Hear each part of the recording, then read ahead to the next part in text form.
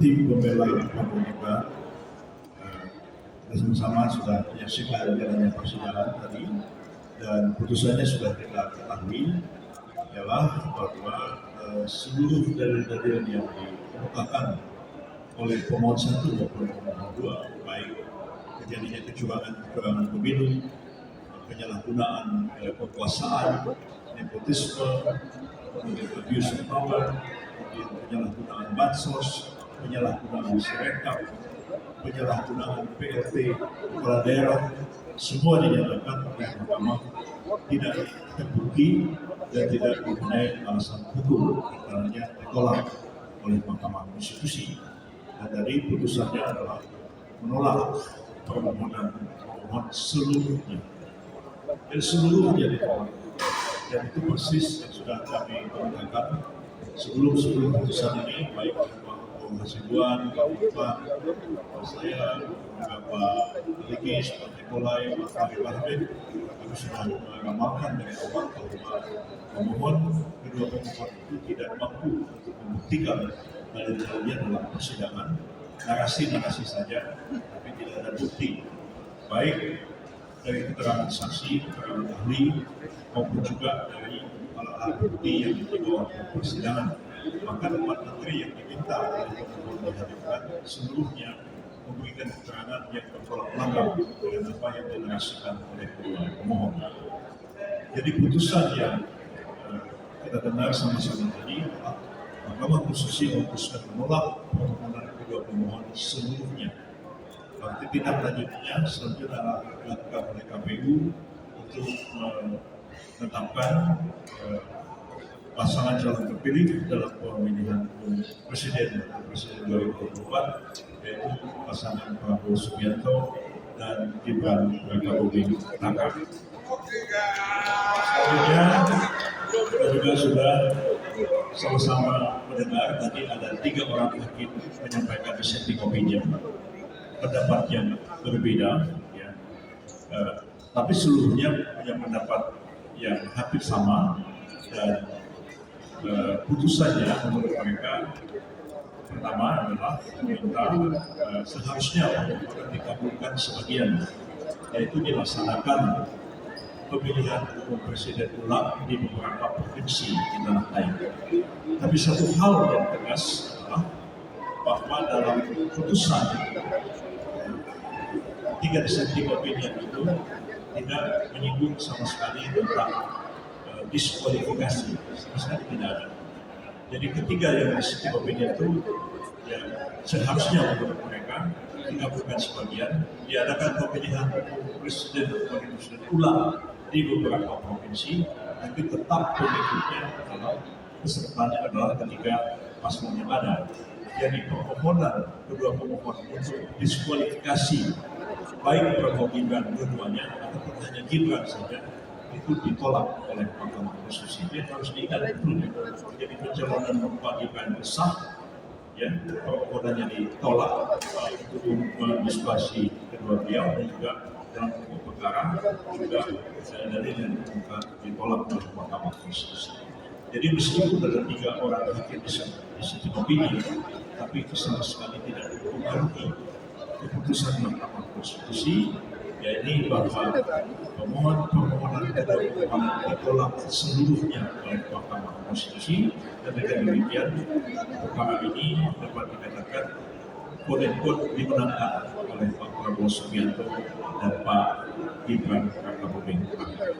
Itu aja penjelasan saya, dan kami atas nama seluruh tim pembela Prabowo Gibran mengucapkan banyak terima kasih kepada para wartawan, sahabat-sahabat wartawan semua yang telah mempublikasikan acara ini sehingga dapat disaksikan seluruh rakyat Indonesia, dan juga kami menyampaikan permohonan maaf kalau sekiranya selama persidangan ini ada kata-kata yang tidak sepantasnya kami ucapkan.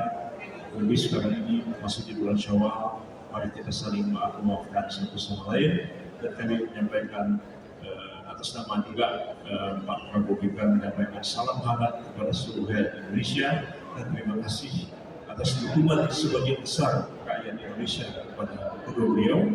Dan hari ini kami mensahkan kemenangan beliau, dan beliau menjadi presiden dan wakil presiden bagi seluruh rakyat Indonesia, baik yang memilih beliau ataupun yang tidak memilih beliau. Terima kasih banyak. Wassalamualaikum warahmatullahi wabarakatuh. Selanjutnya Pak Koto, Pak Kaligis, Pak Perman, Pak Habib Ahmed, silakan. Puji syukur pada Tuhan Yang Maha Kuasa karena hari ini kita sudah berhasil menyelesaikan pemeriksaan perkara perselisihan PHPU ya antara Paslon 01, 03, 02 dan KPU, dan berjalan terus sampai sekarang. Semuanya kita sehat-sehat semuanya, dan puji Tuhan juga karena kebetulan hasilnya juga menang kepada paslon nomor 2, yaitu ditetapkannya Prabowo Gibran sebagai Prabowo Subianto sebagai Presiden Indonesia, dan kemudian Bapak Gibran menjadi Wakil Presiden Republik Indonesia. Dan terhitung sejak putusan tersebut resmilah dan sahlah bahwa Prabowo Gibran dan Prabowo Subianto sebagai Presiden dan Gibran sebagai Wakil Presiden Republik Indonesia untuk 5 tahun ke depan. Itu dulu pertama ya, pertama. Kemudian kemenangan ini bukan hanya kemenangan Prabowo Gibran, bukan hanya kemenangan kami, tentunya ini adalah kemenangan bersama seluruh rakyat Indonesia. Dan kita jadikan itu menjadi kemenangan bersama. Semua konsultasi berjalan, perdebatan berjalan, semuanya berjalan selama ini. Tetapi ketika putusan ini diucapkan, marilah kita bersatu kembali untuk membangun bangsa Indonesia di bawah kepemimpinan Bapak Prabowo Subianto dan Gibran Rakabuming Raka.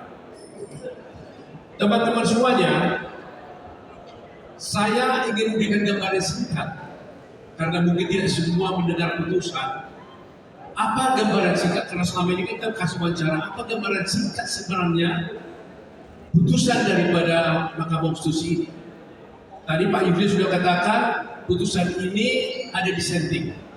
5 yang menyatakan bulat untuk menyatakan menerima dan menolak permohonan dari 01 dan 03, tapi ada 3 orang yang melakukan dissenting, di mana 2 hakim konstitusi menyatakan diinginkannya dilakukannya PSU di beberapa daerah tertentu terhadap hal ini.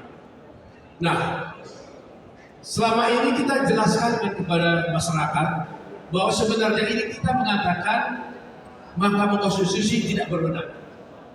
Dengan alasan ada undang-undang pemilu yang mengatur bahwa sebenarnya pelanggaran administratif itu hanya menjadi kewenangan daripada Bawaslu. Hari ini kita lihat ada putusan yang menjadi perhatian kita.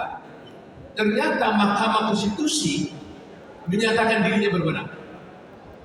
Alasannya dia berwenang adalah dia mengatakan bahwa mereka ingin menjaga, mengawasi.